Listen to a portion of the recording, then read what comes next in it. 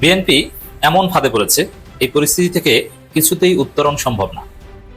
এই ফাঁদে বিএনপিকে ঘুরপাক খেতে হবে, এমনকি বিএনপি হয়তো ক্ষমতায় টিকতে পারবে না। দর্শক, আমি তো দেখতে পাচ্ছি যে বিএনপির ভাগ্যাকাশে কালো মেঘ, বিএনপির কপাল পুড়েছে। বিএনপির একবার চালাকি করতে যে ধরাটা খেয়েছিল, সেই ধরায় 17 বছর ভুগতে হয়েছে। এবার সেই ধরা খেতে যাচ্ছে। এবার 17 বছর না, এবার হয়তো জীবনও আর বিএনপি রাজনীতি ফিরতে পারবে না। মাননীয় প্রধানমন্ত্রী জনাব তারেক রহমান, তিনি এটা কি করলেন? কি কাজটি তিনি করলেন? এই কাজটি তার করা কতটুকু উচিত হয়েছে আর কতটুকু অনুচিত হয়েছে, এই বিষয়টা আমরা একটু আলোচনা করব। তার আগে একটা বিষয় বলে নেই, অনেকেই বলার চেষ্টা করছেন প্রধানমন্ত্রী তারেক রহমানকে শেখ হাসিনার সাথে তুলনা করার চেষ্টা করছেন। শেখ হাসিনার মতো একজন অপরাধীর সাথে তারেক রহমানের তুলনা করা মোটেই উচিত হবে না। আমরা বর্তমান প্রধানমন্ত্রী জনাব তারেক রহমানকে সমালোচনা করব, তার যে ভালো কাজগুলো আছে সেগুলোর প্রশংসা করব, আর যে ভুলগুলো যে যতটুকু হবে ততটুকুর সমালোচনা করব। আজকে আপনাদেরকে বারবার নানান অ্যাঙ্গেল থেকে সুখবর দিচ্ছি। একটু সাম আপ করে সমস্ত ভালো খবরগুলো দিই। যে তারেক রহমান যে ভারতের ফাঁদে পড়েছিলেন, সেখান থেকে তারেক রহমান বের হওয়ার চেষ্টা করছি। তারেক রহমানের সাথে বা বিএনপির সাথে ভারতের সম্পর্ক খুবই খারাপ এখন। আমরা 2 দিন আগেও ভারতের দালাল বলতাম বিএনপিকে, এখন ভারত বিএনপিকে আর বিশ্বাস করে না। ভারত মনে করে যে বিএনপি সরকার তাদেরকে অপমান করেছে, যার ফলে ভারত এখন বিএনপির বিরুদ্ধে বেঁকে বসেছে। এমনকি যুক্তরাষ্ট্রের সাথে যে দাবিদারি চুক্তি বিএনপির এজেন্ট খলিল রহমান করেছেন, সেই দাবিদারি চুক্তির বিষয়ে বিএনপির মোহভঙ্গ হতে শুরু করেছে। 2006 সালে 4 সালে যে বৃত্তি আটকা পড়েছিল, সেই বৃত্তি বিএনপি আটকা পড়ছে। বিএনপি কঠিন ফাঁদে পড়েছে, আগুনে হাত দিয়েছে। কি ঘটেছে আমি দেখাবো দর্শক, আপনি আশ্চর্য হবেন যে বিএনপি কতটা ঝুঁকির মধ্যে আছে। তার আগে একটু এই জিনিসটা আপনাকে বোঝাতে হবে যে বিএনপি যে 17 বছর বাংলাদেশের উপর ফেসিবাদ চাপিয়ে দিয়েছিল। এখন বলবেন যে বিএনপি চাপিয়ে দিয়েছিল, না, ফেসিবাদ তো আওয়ামী লীগ করেছিল, কিন্তু বিএনপির ব্যর্থতার কারণে। আওয়ামী ফেসিবাদের দায় বিএনপির। প্রথম দায় হচ্ছে বিএনপির ভুলেই ফেসিবাদ এসেছে। যেমন বিএনপি কে এম হাসানকে প্রধান উপদেষ্টা বানানোর জন্য বিচারপতিদের বয়স বাড়িয়ে নানান তালবাহানা করেছে। এটা একটা ভয়াবহ না। বিএনপি তত্ত্বাবধায়ক সরকারকে হত্যা করেছে। ইয়াজউদ্দিনকে প্রধান উপদেষ্টা বানিয়ে কে এম হাসানকে প্রধান উপদেষ্টা বানানোর জন্য তত্ত্বাবধায়ক সরকারের গলা টিপে হত্যা করেছে বিএনপি 2004 থেকে 2006। এরপরে কোটি কোটি ভুয়া ভোটার তৈরি করেছিল বিএনপি।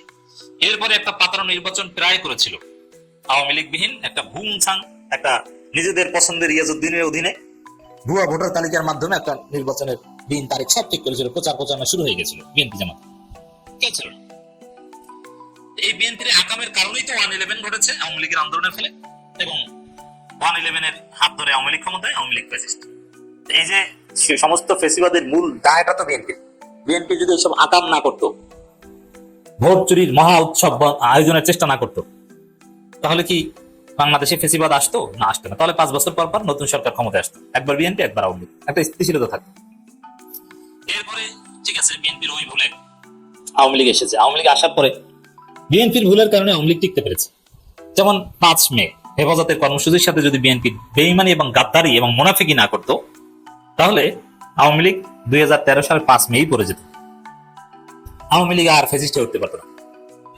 2014 সালে বিএনপি জামাত ক্ষমতায় আসতো, হয়তো আবার 18 সালে আওয়ামী লীগ ক্ষমতায় আসতো। আওয়ামী লীগের জন্য এটা ভালো ছিল। আওয়ামী লীগ এরকম আজীবনের জন্য রাজনীতি থেকে এড়িয়ে যেতে হতো না। এরপরে 2014 সালের 5 জানুয়ারি নির্বাচন হলো। সে নির্বাচনের পর যে আন্দোলন, সেই আন্দোলনকে যদি বিএনপি বন্ধ করে ঘরে ফিরে না যেত, আন্দোলনটা যদি কন্টিনিউ করতো, তাহলে মধ্যবর্তী ইলেকশন হতো বা আওয়ামী লীগ সরকার পতন হতো। তাও করেনি। আন্দোলন মির্জা আব্বাস আন্দোলন বিক্রি করে টাকার বিনিময়ে, ব্যাংক রক্ষার বিনিময়ে আন্দোলন বিক্রি করে মির্জা আব্বাসরা পিছু হটেছে। তারপরে আওয়ামী লীগ ফ্যাসিস্ট হয়েছে কিন্তু 13 সালের পর।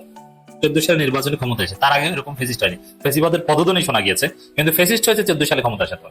তো 14 সালে ক্ষমতা আসতে পেরেছে, টিকতে পেরেছে, পুরোটাই বিএনপির বলে। বিএনপি যদি বেইমানি না করতো, ভারতের ফাঁদে না পড়তো, তাহলে আওয়ামী লীগের পতন আগে হয়ে যেত। তা এই যে পুরো ফেসিবাদ দেখেন, আমরা আওয়ামী লীগকে গালাগালি করি, কিন্তু আসল দায়টা তো বিএনপির। এই ঐতিহাসিক দায় পর্যালোচনা আমাদেরকে করতে হবে। শুধু এটা না, বিএনপি নিয়ে আমরা আরো অনেক পর্যালোচনা করবো। বিএনপিকে 71-এর স্বাধীনতা বিরোধী রাজাকারীর জন্য, খুন, ধর্ষণ, গণহত্যার জন্য ক্ষমা চাইতে হবে, বিএনপির দায় আছে। এমনকি আওয়ামী বাকশালীদের পুনর্বাসনের জন্য বিএনপিকে ক্ষমা চাইতে হবে, এই ঐতিহাসিক দায় আছে। 1971 সালে মুক্তিযুদ্ধ কেন্দ্রিক যত আকাম সবগুলো বিএনপি করেছে। বিএনপি তখন ছিল না, তখন ছিল প্রচন্ড শক্তিশালী দল মুসলিম। জামাত ইসলামী তখন ছিল অত্যন্ত দুর্বল দল, আর জামাতের লোকজন কোনো অপকর্ম করেনি। এ কারণে স্বাধীনতার পর যে মামলা হয়েছে বা যে সাজা হয়েছে, যে বিচার হয়েছে, হাজার হাজার মানুষকে গ্রেপ্তার করা হয়েছে, তাতে জামাতের লোকজন কিন্তু ধরা পড়ে। রাজাকারী শান্তি কমিটির নামে আকাম টাকাম এগুলো সব করেছে বিএনপির লোকজন 1971 সালে। কারণ মুসলিম লীগ তখন অনেক বড় দল ছিল, আর মুসলিম লীগ আকাম করেছে, আর মুসলিম লীগই পরবর্তীতে বিএনপি হয়ে গেছে। মুসলিম লীগের পুরো সেটা বিএনপি হয়ে গেছে, যার ফলে বিএনপিতে সাজাপ্রাপ্ত রাজাকার পাওয়া যায়। সাজাপ্রাপ্ত রাজাকার বিএনপির প্রধানমন্ত্রী পর্যন্ত হয়েছে। আর জামাতের কোন সাজাপ্রাপ্ত লোক, জামাতের লোকজনকে ফাঁসিয়েছে তো স্বাধীনতার প্রায় 45 বছর পর, কিন্তু স্বাধীনতার পর পর শেখ মুজিব যে গরম গরম বিচার করেছেন কারা কোথায় আকাম করেছে, তাতে জামাতের লোকজনের নাম বন্ধ ছিল না। কারণ জামাত ছিলই একটা ছোট্ট দল। জামাত স্বাধীনতা বিরোধিতা করেছে, এইটা ঠিক। ইয়াহিয়া খান টিক্কা খানদের সাথে বৈঠক করেছে, এটাও ঠিক। এবং পাকিস্তান টিকিয়ে রাখতে চেয়েছে, এটাও ঠিক। কিন্তু খুন, ধর্ষণ, লুটতারাজ, অগ্নিসংযোগ, চুরি, বাটপারি এগুলো কিছু করেনি। এগুলো করেছে সব বিএনপির লোকজন। যারা 71 সালে মুসলিম লীগ ছিল তারাই পরবর্তীতে বিএনপি হয়ে গেছে। তো বিএনপি তো ঐতিহাসিক স্বাধীনতা বিরোধী দায় আছে, অপকর্মের দায় আছে। সাজাপ্রাপ্ত রাজাকাররা কিভাবে বিএনপির প্রধানমন্ত্রী হয়, এই দায় বিএনপির আছে।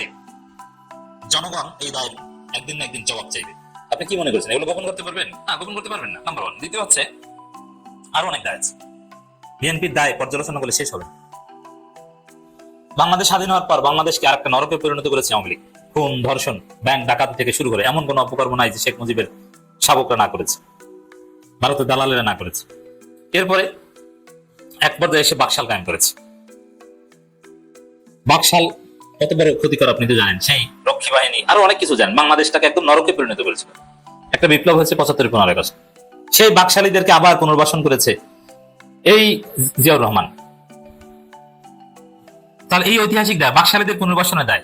তখনকার জিয়াউর রহমান বাকশালীদের পুনর্বাসন না করলে আওয়ামী লীগ 2014 সালের পর ফ্যাসিস্ট হতে পারতো না। আওয়ামী লীগ তো ধ্বংস হয়েছিল 75-15 আগস্ট। জিয়াউর রহমানের দায় আছে, অতএব দায় এড়াতে পারবে না। এখন এই ঐতিহাসিক দায় নিয়ে বিএনপি নতুন ফাঁদে পড়েছে। সেটা হচ্ছে 2001 সালে ক্ষমতা এসে অনেক আকাম করেছিল। যেমন 10 টাকা অস্ত্র মামলা যে ঘটনা, ওটা সত্য কথা। চীন থেকে 10 টাকা অস্ত্র এনেছিল, এটা সত্য কথা, এটা অস্বীকার করার কোনো সুযোগ নেই। হয়তো অনেককে ষড়যন্ত্রভাবে সেখানে জড়ানো হয়েছে বা ফাঁসানো হয়েছে, কিন্তু 10 টাকা অস্ত্র মামলা এটা তো মিথ্যা না। এবং 7 সিস্টার্সকে অশান্ত করা, উলফাকে আশ্রয় দেওয়া, পরেশ বড়ুয়ার সেই ঘটনা, এগুলো তো মিথ্যা না। এবং জঙ্গিবাদের উত্থান হয়েছিল, এগুলো মোটেও মিথ্যা না, সব সত্য কথা। আপনি কি 10 টাকা অস্ত্র মামলাকে অস্বীকার করতে পারবেন? উলফাকে আশ্রয় দেওয়া, 7 সিস্টার্স নিয়ে অশান্ত করার চেষ্টা, সেই এগুলো কি অস্বীকার করতে পারবেন? নেবার। ভারতের সাথে এই চালাকি করেছিল, এটা অন্যায়। প্রতিবেশী দেশ, তাদের সাথে আপনি ন্যায্যতার ভিত্তিতে মাথা উঁচু করে দর কষাকষি করবেন, কিন্তু তাদের বিরুদ্ধে ষড়যন্ত্র করবেন, তাদের অখণ্ডতা নিয়ে আপনি নাড়াচাড়া দিবেন, এটা বেশি চালাকি। এটা বিএনপি করেছে। এই জন্য ভারত কোশ্চিন কালো বিএনপিকে বিশ্বাস করে না, করবে না। এখন আবার সেই বিএনপি অনেক কষ্ট করে একটু বিশ্বাস করিয়েছিল, কিন্তু আবার ভারত সে অবিশ্বাস করেছে। আর ভারত বিএনপির বাটে পড়েছিল বলে এই ফেসিবাদ অনেক কিছু হয়েছিল, এবং জামাতও বিপদে পড়েছিল বিএনপির এই ভুলের কারণে। কারণ এই 7 সিস্টার্স, উলফা, 10 টাকা কাণ্ড বিএনপি না ঘটালে জামাতও ভারতের রোশনালে এভাবে হয়তো পড়তো না, শত্রু থাকতো কিন্তু এভাবে পড়তো না। এখন আবার সেই ভারতের চক্ষুশূল হয়েছে বিএনপি। কিভাবে? এই যে দেখেন, স্বরাষ্ট্রমন্ত্রী বলছেন ভারতীয় সীমান্তে কাঁটাতারের বেড়া, তাদের অভ্যন্তরীণ বিষয়, সতর্ক বিজিবি। এই যে বিজেপিকে সতর্ক, ভারত কি করে, এই যে কাঁটাতার বেড়া, মানে ঘটনা শুরু হয়েছে। বিএনপি ক্ষমতা এসেছে আর ভারত বাংলাদেশকে নিয়ে নাড়াচাড়া শুরু করে দিয়েছে। বিএনপির কপালে বিপদ আছে, ভারত বিপদ ঘটাবে। অবশ্য ভারতের হাত থেকে বিএনপিকে রক্ষা করতে আমরা বিএনপির সাথে আছি এবং থাকবো, কিন্তু বিএনপির অবস্থা ভালো না। ঐতিহাসিক দায় আছে এবং ভারতের সাথে মারাত্মক শত্রুতা। তারা কাঁটাতারের বেড়া, অমুক তমুক, মানে সেই 10 টাকা অস্ত্র মামলা, উলফা কাণ্ডে যেরকম ভারত বিএনপি খারাপ সম্পর্ক হয়েছিল, ওইরকম একটা অবস্থা আমরা আবারও দেখতে পাচ্ছি। মাননীয় প্রধানমন্ত্রী জনাব তারেক রহমান, তিনি এটা কি করলেন? কি কাজটি তিনি করলেন? এই কাজটি তার করা কতটুকু উচিত হয়েছে আর কতটুকু অনুচিত হয়েছে, এই বিষয়টা আমরা একটু আলোচনা করব। তার আগে একটা বিষয় বলে নেই, অনেকেই বলার চেষ্টা করছেন প্রধানমন্ত্রী তারেক রহমানকে শেখ হাসিনার সাথে তুলনা করার চেষ্টা করছেন। শেখ হাসিনার মতো একজন অপরাধীর সাথে তারেক রহমানের তুলনা করা মোটেই উচিত হবে না। আমরা বর্তমান প্রধানমন্ত্রী জনাব তারেক রহমানকে সমালোচনা করব, তার যে ভালো কাজগুলো আছে সেগুলোর প্রশংসা করব, আর যে ভুলগুলো যে যতটুকু হবে ততটুকুর সমালোচনা করব। তবে এতটুকু স্পেস আমরা দিতে চাইবো না শেখ হাসিনার সাথে কেউ তাকে তুলনা করুক। যাই হোক, চলেন আমরা আসল কথায় ফিরে যাই। প্রধানমন্ত্রী তিনি ঢাকা বিশ্ববিদ্যালয়ে গিয়েছিলেন, এটি ছিল রাষ্ট্রীয় সফর। এইখানে গিয়ে তিনি ছাত্র দলের সাথে বৈঠক করেছেন এবং ছাত্র দলের বিভিন্ন জায়গা থেকে নেতাকর্মী এনে একটা গ্যাদারিং করার চেষ্টা করেছেন। অনেকেই বলছেন যে ঢাকা বিশ্ববিদ্যালয়ে ছাত্র দলের এত জনশক্তি নাই, তারা বাইরে থেকে বহিরাগতদের এনে এই গ্যাদারিংটা করেছেন। এইখানে রাজনৈতিক বিশ্লেষকরা যেটি বলার চেষ্টা করছেন, তিনি তো ঢাকা বিশ্ববিদ্যালয়ে গিয়েছেন, এটি ছিল সরকারি সফর। তার এই সফরে পুরা প্রোটোকলের দায়িত্বে থাকবে, নিরাপত্তার দায়িত্বে থাকবে দেশের আইন শৃঙ্খলা রক্ষাকারী বাহিনী। তার এসএসএফ সদস্যরা রয়েছে, পুলিশ রয়েছে, আনসার রয়েছে, বিজিবি রয়েছে, র্যাব রয়েছে। তার যে যে মানের নিরাপত্তা দরকার, যে মাত্রার নিরাপত্তা দরকার, সেই মাত্রার নিরাপত্তা বলয় করে তুলবেন সেই মানের লোকদের দিয়ে, সেই বাহিনীদেরকে দিয়ে। তা না করে এখানে বাইরে থেকে ছাত্র দলের বিভিন্ন পর্যায়ের নেতা কর্মীদের এনে একটা কৃত্রিম গ্যাদারিং সৃষ্টি করা হয়েছে। অথচ উচিত ছিল কি, তিনি বিশ্ববিদ্যালয়ে যাবেন, বিশ্ববিদ্যালয়ের যে সমস্ত বিভিন্ন টিম রয়েছে তাদের সাথে বসবেন, আলাদা মিটিং করবেন, আলাদা আলাদা করে বসবেন, ডিপার্টমেন্ট ওয়াইজ প্রয়োজনে বসবেন, বসে কোন ডিপার্টমেন্টের কি দরকার সেটুকুর খোঁজ খবর নিবেন, কোথায় সমস্যা রয়েছে সেটার খোঁজ খবর নিবেন। তিনি ভালো পরামর্শ দিবেন যে এইখানে এইটা করা দরকার। বিশ্ববিদ্যালয়ের শিক্ষা, গবেষণা, চর্চা এগুলোর মান আরো বৃদ্ধি করার জন্য কোন কোন জায়গায় সাপোর্ট দেওয়া প্রয়োজন, কোন ধরনের সহযোগিতার অপ্রতুলতা রয়েছে এগুলো তিনি বলবেন, নির্দেশনা দিবেন। গবেষণা যাতে আরো উন্নত হয়, আন্তর্জাতিক প্রতিযোগিতায় টিকে থাকার জন্য কোন মানের শিক্ষা ব্যবস্থা দরকার সেইটার নির্দেশনা দিবেন। এরপরে এখানে অবকাঠামোগত উন্নয়নের কি কি সমস্যা রয়েছে সেগুলোর এক কথায় সার্বিক খোঁজখবর নেবেন এবং কোথায় কি সমস্যা সেটার পরামর্শ দিবেন। প্রয়োজনে বাজেট বরাদ্দ দিবেন, বাজেটের অপ্রতুলতা থাকলে সেখানে তিনি প্রতিশ্রুতি দিবেন। এরপরে সেখানে একটা শক্তিশালী সংসদ রয়েছে, ডাকসুর নেতাদের সাথে বসবেন, তাদের কি সমস্যা, কোন কোন জায়গায় তাদের উন্নতি করার দরকার আছে বা সুযোগ আছে এইটা বলবেন।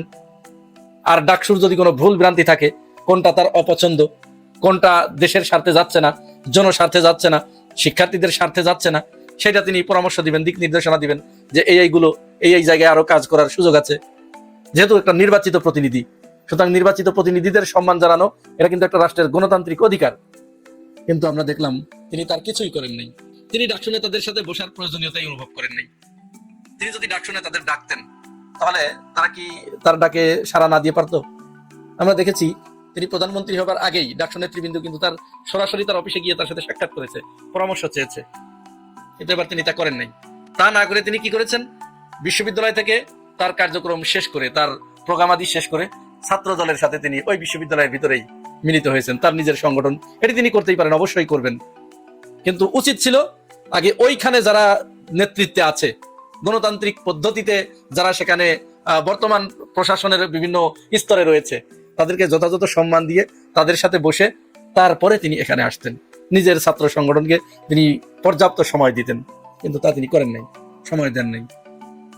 এখানে যেটা ঘটেছে, ছাত্র দলের নেতৃত্ব এখন আর ছাত্রদের হাতে নাই, এটা চলে গেছে বয়স্কদের হাতে, মুরব্বীদের হাতে। ছাত্র দলের যিনি কেন্দ্রীয় সভাপতি, তার বয়স কত? Minimum 45 up. এইরকম একটা ছেলে যদি ছাত্রদের নেতৃত্বে আসে, তাহলে একটা টিনেজার ছাত্র মানে কিন্তু সাধারণত 25-26 বছর বয়স। এই বয়সের যে চিন্তা, এই বয়সের যে ধ্যান ধারণা, এটা 45 বছরের একজন বৃদ্ধ বা অর্ধবৃদ্ধ সে কি করে বুঝবে? সেটা বুঝতে পারবে না।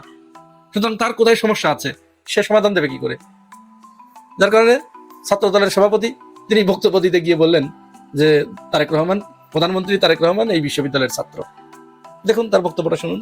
মাননীয় প্রধানমন্ত্রী, যিনি ঢাকা বিশ্ববিদ্যালয়ের সাবেক শিক্ষার্থী ছিলেন, তিনি তার শিক্ষা প্রতিষ্ঠানে আজ প্রধানমন্ত্রী হওয়ার পর প্রথম আসছেন। স্বাভাবিকভাবেই সবার মাঝে একটা উৎফুল্লতা বিরাজ করছে, সেজন্য সবাই আসছে তাকে শুভেচ্ছা জানানোর জন্য। আসলে কি তাই? প্রধানমন্ত্রী তারেক রহমান ওই বিশ্ববিদ্যালয়ে ঢাকা বিশ্ববিদ্যালয়ের ছাত্র? কিছু খোঁজ এখন চলে আসছে যে তিনি ঢাকা বিশ্ববিদ্যালয়ে ভর্তি হয়েছিলেন। এ ব্যাপারে বিভিন্ন তথ্য কালেক্ট করার চেষ্টা করতে গিয়ে সেখানে পাওয়া যায় নাই, অর্থাৎ তিনি ছাত্র জীবন শেষ করতে পারেন নাই। তো গ্রাজুয়েশন শেষ না করতে পারলে তিনি তো এলামনাইয়ের ভিতরে পড়েন না। এলামনাই আছে না, এই এলামনাইয়ের ভিতরে পড়েন না। এলামনাই হতে হলে তাকে অবশ্যই গ্রাজুয়েশন, পোস্ট গ্রাজুয়েশন কমপ্লিট করতে হয় ওইখান থেকে। তাহলে তিনি সেটা করেন নাই। উপরন্তু আমরা যেটা শুনে আসছি তার বিপরীত একটা কথা ছাত্র দলের সভাপতি বললেন। মেনে নিলাম আমরা ঢাকা বিশ্ববিদ্যালয়ে তিনি ভর্তি হয়েছিলেন, কিন্তু ভর্তি হতে তিনি কন্টিনিউ করতে পারেন নাই। কন্টিনিউ যদি করতে না পারেন, সেখানে তারা স্লোগান দিয়েছে যে বিশ্ববিদ্যালয়ের বড় ভাই, বিভিন্ন ধরনের স্লোগান দিয়েছে। রাজনৈতিক বিশ্লেষকরা মনে করছে এটি প্রধানমন্ত্রীর জন্য একটু বিব্রতকর অবস্থা তৈরি করেছে ছাত্র দলের সভাপতির এই বক্তব্য। এরপরে যথারীতি আমরা দেখলাম ঢাকা বিশ্ববিদ্যালয়ে যিনি ভিপি ক্যান্ডিডেট ছিলেন ছাত্র দলের, আবিদুল ইসলাম খান, সেই ছেলে, এর আগে আমরা ছাত্র দলের সভাপতিকে দেখেছি প্রধানমন্ত্রীর গাড়ির পিছনে পিছনে দৌড়াতে, আজ এই ছেলে দৌড়ালেন। আবিদ দেখুন, আপনারা একটু দেখুন।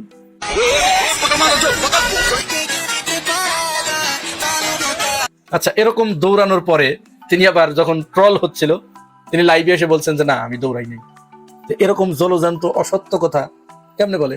যার প্রমাণ যখন চারিদিকে ছড়িয়ে পড়ে। ছাত্র রাজনীতির মূল প্রবলেমটা এই জায়গায়। ছাত্র দলের সভাপতি সেক্রেটারি হতে হলে তাকে এইভাবে নেতার গাড়ির পিছনে দৌড়াতে হয়, এবং কে সভাপতি সেক্রেটারি হবেন সেটা নির্ধারণ করে দেন প্রধানমন্ত্রী, অর্থাৎ ওই দলের প্রধান স্বয়ং নিজে। কারণ ছাত্র দলের গঠনতন্ত্রেই বলা আছে ছাত্র দল হচ্ছে বিএনপির অঙ্গ সংগঠন, এবং এই দলের প্রধান হচ্ছে যিনি বিএনপির প্রধান হবেন তিনি হচ্ছে সাংগঠনিক প্রধান। সুতরাং এই সময়ে এসে এই জেনারেশন তারা কি এইভাবে কোনো নেতার গাড়ির পিছনে দৌড়ানো পছন্দ করে? এটা কি ভালোভাবে নেয়? এটা কিন্তু ভালোভাবে নেয় না তারা। শেখ হাসিনা খবরদারি করতে গিয়েছিল তাদের উপরে, দিয়েছে পাঠিয়ে ভারতে। তো ছাত্রদল প্রধানমন্ত্রীর গাড়ির পিছনে যেভাবে দৌড়াদৌড়ি করছে শুধু তার নজরে আসার জন্য, তাকে একটু খুশি করার জন্য, সে যাতে তার দিকে তাকায়। এবং প্রধানমন্ত্রী একটু তাকালেন রাকিবের দিকে, রাকিব মনে হচ্ছিল পৃথিবী তার হাতের মুঠোয় চলে আসছে। আবিদ প্রধানমন্ত্রীর সামনে গিয়ে তার দিকে তাকে তার সাথে একটু দেখা করার জন্য যখন বারবার ছুটে যাচ্ছে, তখন এসএসএফ এর সদস্যরা তাকে সেখান থেকে দূরে সরিয়ে দিয়েছে। সবচেয়ে মজার ব্যাপার হয়েছে আমানুল্লাহ আমান, যাকে বলা হয় বিএনপির কামান বা তারেক জিয়ার কামান, এই কথাটা কিন্তু ওই যে আমাদের আমিন বাজার থেকে যে আমানুল্লাহ আমান 90-এর দশকের যিনি ছাত্র নেতা ছিলেন আমানুল্লাহ আমান, তার উদ্দেশ্যে এই স্লোগানটা তৈরি হয় যে আমানুল্লাহ আমান খালেদা জিয়ার কামান। একসময় তিনি খুব তুখর ছাত্র নেতা ছিলেন। এখন যে আমানুল্লাহ আমান, এই আমানুল্লাহ আর ওই আমানুল্লাহর ভিতরে আকাশ পাতাল পার্থক্য আছে। কারণ এই আমানুল্লাহর ভিতরে ইতিমধ্যেই ধর্ষণের অভিযোগ উত্থাপিত হয়েছে, ক্ষমতার জোরে সেটা কিন্তু চাপিয়ে দেওয়া হয়েছে। যে মেয়েকে ধর্ষণের ভিকটিম মেয়ে নিজে, তিনি আমানুল্লাহ আমানের নাম উচ্চারণ করেছেন, এবং তিনিও বিএনপির একজন নেতার মেয়ে। সেই আমানুল্লাহ আমান আজকে প্রধানমন্ত্রী তারেক রহমানের পিছনে পিছনে, ওই যে ওইখানে তো প্রচুর ভিড়, বিভিন্ন জায়গা থেকে লোকজন জড়ো করে ভিড়ের ব্যবস্থা করা হয়েছিল। ভিড়ের ভিতর দিয়ে যেতে প্রধানমন্ত্রীর খুব হিমশিম খেতে হচ্ছিল। এসএসএফ এর সদস্যরা তাকে নিরাপত্তা দেবার জন্য খুব গলদঘর্ম হতে দেখা গেছে। এই সময় আমানুল্লাহ আমান পিছন থেকে যাওয়ার জন্য, একটু সামনে আগায় যাওয়ার জন্য তিনি এসএসএফ এর এক সদস্যকে ধাক্কা দেন। দেখুন, একেবারে দেখুন।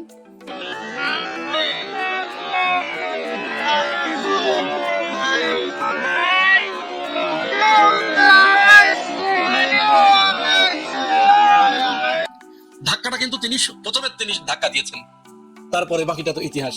এসএসএফ এর সদস্যরা আমানুল্লাহ আমানকে তো গলা চিপে ধরে তাকে পিছনের দিকে হটিয়ে দিয়েছে। তো এইটা কি মানে তার মতো একজন নেতা, তিনি তো সামনে ছাত্র দলের সভাপতি হবেন। তো এরকম একটা লোক যদি এসএসএফ এর সদস্যের হাতে গলা ধাক্কা খান, এই মান সম্মান, এই ইজ্জত, এটা কি ইজ্জত কি অনেক বড়? তো সামান্য ব্যাপার। আর এই রাজনীতি জেনজি এটা গ্রহণ করবে, এরপরে তো আরো এক জেনারেশন আসছে, তার আবার আলফা, আরো এক বিগত পরিমাণ ঘাটতেরা। সুতরাং এখন যারা আছে তারাই কাউকে গনে না। আলফা যখন আসবে তখন তো আপনাদের এইগুলো যখন দেখবে তারা, তাহলে লজ্জায় তাদেরকে মরে যেতে হবে। এখন অনেকেই আবার ট্রল করে বলছে যে ছাত্র দলের মতো, ছাত্র শিবিরের উচিত ছাত্র দলের মতো এরকম সুপ্ত হতে। ছাত্র দল এই যে দেখেন না কত সুপ্ত, শিবির তো গুপ্তই, কারণ তারা তো এইভাবে কোনো নেতার পিছনে পিছনে দৌড়ায় না। সুপ্ত হতে হলে তাকে নেতার গাড়ির পিছনে এইভাবে দৌড়াতে হয়, এবং দৌড়ে কে আগে যেতে পারে এটা দেখাতে হয়, না হলে তিনি ছাত্র দল করতে পারেন না। বিভিন্ন ধরনের ট্রল হচ্ছে। প্রিয় ভাই ও বোনেরা, আপনারা কি মনে করেন জানাবেন মন্তব্যের ঘরে। আর যদি নতুন হয়ে থাকেন আমার এই চ্যানেলে, তাহলে চ্যানেলটি সাবস্ক্রাইব করে সাথে থাকবেন। আজ এ পর্যন্তই, ভালো থাকবেন, আল্লাহ হাফেজ। আজকে আপনাদেরকে বারবার নানান অ্যাঙ্গেল থেকে সুখবর দিচ্ছি। একটু সাম আপ করে সমস্ত ভালো খবরগুলো দিই। যে তারেক রহমান যে ভারতের ফাঁদে পড়েছিলেন, সেখান থেকে তারেক রহমান বের হওয়ার চেষ্টা করছেন। তারেক রহমানের সাথে বা বিএনপির সাথে ভারতের সম্পর্ক খুবই খারাপ। এখন আমরা 2 দিন আগেও ভারতের দালাল বলতাম বিএনপিকে, এখন ভারত বিএনপিকে আর বিশ্বাস করে না। ভারত মনে করে যে বিএনপি সরকার তাদেরকে অপমান করেছে, যার ফলে ভারত এখন বিএনপির বিরুদ্ধে বেঁকে বসেছে। এমনকি যুক্তরাষ্ট্রের সাথে যে দাবিদারি চুক্তি বিএনপির এজেন্ট খলিল রহমান করেছেন, সেই দাবিদারি চুক্তির বিষয়ে বিএনপির মহবঙ্গ হতে শুরু করেছে। এবং চুক্তির পক্ষে যারা রাজি হয়েছিলেন তখনকার সময় অন্যান্য রাজনৈতিক দল, তারাও এখন বেঁকে বসেছেন যে না, এই চুক্তি পুনর্বিবেচনা করতে হবে। এমনকি আমরা যে পরামর্শ দিয়েছি বিএনপি সরকারকে যে না, এই যুক্তরাষ্ট্র কিংবা দিল্লি নয়, তারা আমাদের জন্য কিছুই করতে পারবে না, আমাদের কেবলা বানাতে হবে বেজিং, মস্কো কিংবা ইসলামাবাদ। তারেক রহমান তাতে মোটামুটি রাজি হচ্ছেন। তিস্তা চুক্তি খুব শীঘ্রই চীনকে দিয়ে দেওয়ার একটা গুঞ্জন আমরা শুনতে পাচ্ছি। ইসলামাবাদের কিছু লোকজন অলরেডি এসেছে, কিছু চুক্তি অলরেডি হয়েছে, এটা ভারতকে দেখিয়ে দিয়েছে, দেখো ভারত তোমাদের সাথে কোনো চুক্তি হয়নি, আমরা ক্ষমতা হিসেবে প্রায় 3 মাস হয়েছে, অথচ আমাদের পেয়ারে পাকিস্তানের সাথে অলরেডি বেশ কিছু চুক্তি হয়ে গেছে। এবং তারেক রহমানের এটা একটা সুখবর যে তারেক রহমানের বিদেশ সফর হয়তো চীন দিয়ে স্টার্ট হতে পারে, কিন্তু এরকম কোনো স্টার্টিং এর প্ল্যান ছিল না। প্রথমে দিল্লি গিয়েছিল খলিল রহমান, কিন্তু কোনো লাভ হয়নি। দিল্লি গিয়েছিল কিন্তু কোনো ভালো খবর আমরা পাইনি, দিল্লি সফর পুরোপুরি ব্যর্থ হয়েছে। তো তো শেষ পর্যন্ত ওয়াশিংটনের অবস্থা খারাপ, ডোনাল্ড ট্রাম্প কঠিন ধরা খেয়েছেন। তো সব মিলিয়ে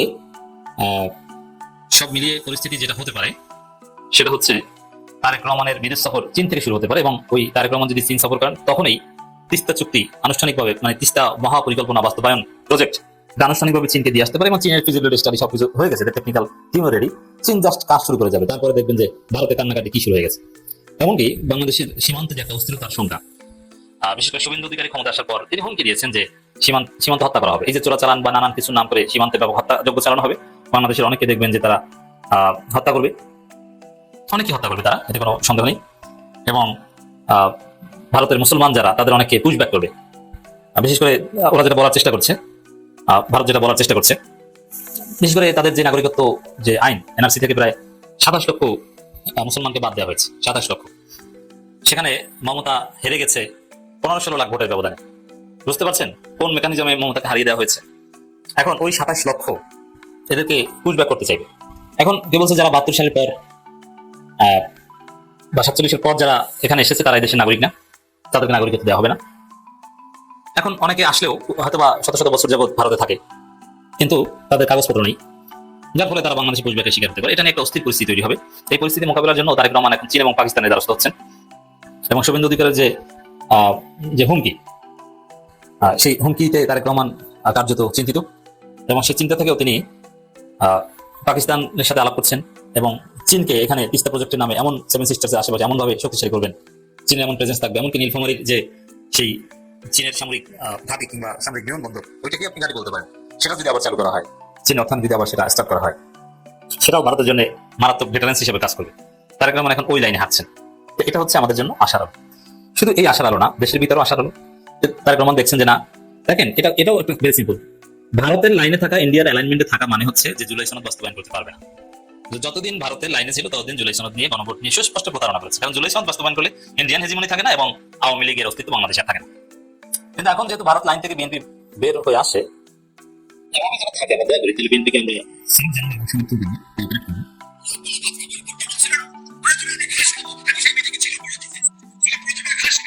আমরা যেভাবে ইম্পোর্ট করা দরকার, দরকার ইরানের সাথে সম্পর্ক রাখবো, চায়নার সাথে সম্পর্ক রাখবো, দরকার 100% মিলিটারি ট্রেনিং নিবো। আজকে এই কৃষক, শ্রমিক, মেহনতি মানুষ যারা মুক্তিযুদ্ধ ছিল তাদেরকে আবার বলতে হবে মুক্তিযুদ্ধোত্তর আমরা সত্যিকারে সাম্যের বাংলা প্রতিষ্ঠা করবো। আমরা বলা বলে অখণ্ড ভারত, আমরা বলবো অখণ্ড বাংলা, 70-57 বাংলা আমরা আবার পুনরুদ্ধার করবো। সেই স্পিড দিয়ে কথা বলতে হবে।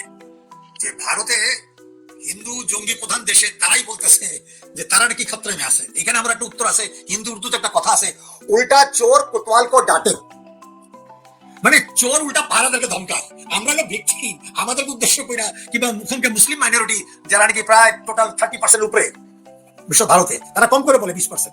এখন এইটা বলতে যাচ্ছে যে ওয়ার অন টেররের মতো ইসলামিক ফোবিয়া যে চালু হয়েছিল সেটাকে আবার তারা ইসরায়েলের সাথে মিলাইয়া মুসলমান হত্যা করে তারা উৎসব পোষণ করে। আর আমাদের ওই যে মিডল ইস্টের যেসব আপনি মিত্র করে বলেন, ওই ওরা এখন একটু ঘুরে বসছে, লড়ে চড়ে বসছে। কারণ আমাদের হলো সবচেয়ে প্রথম, আমরা মনে করি হাসিনুর ভাই বলছে যে আমরা ভাত খাচ্ছি, কাপুরুষ হয়ে গেছে মাঝখানে, কিন্তু ঐতিহাসিক ভাবে আমরা গঙ্গারিডায়ের জাতি, যে আলেকজান্ডার ঠেকাই দিয়েছিলাম পাঞ্জাব নদীর বিপাশার পূর্ব পাশে, 1200 শতাব্দীতে আমরা পরাজয় বরণ করছিলাম ক্ষণিক।